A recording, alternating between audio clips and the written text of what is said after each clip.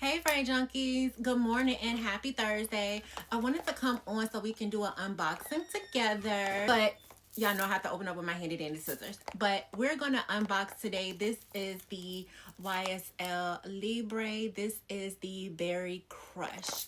And so this was actually on my wish list. My husband did not know. I told him because my collection is starting to get bigger and bigger. Unless I absolutely love, just like have to have a perfume, I'm gonna just start doing the smaller bottles. That way I can actually have a better chance of making it through my bottles. But I smelt this one. I even had actually ordered this in a travel size.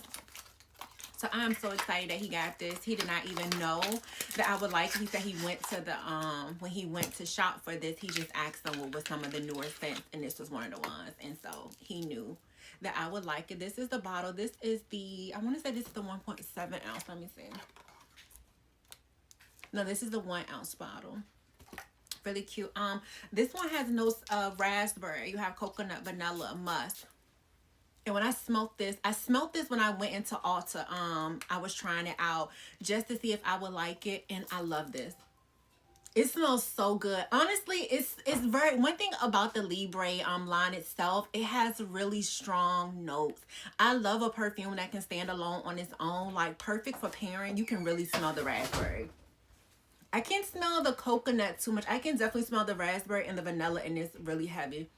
This smells really, really good. I'm so happy I got this. Honestly, I could see me upgrading. Like, once I make it through this bottle, I could definitely see me upgrading. This smells really, really good.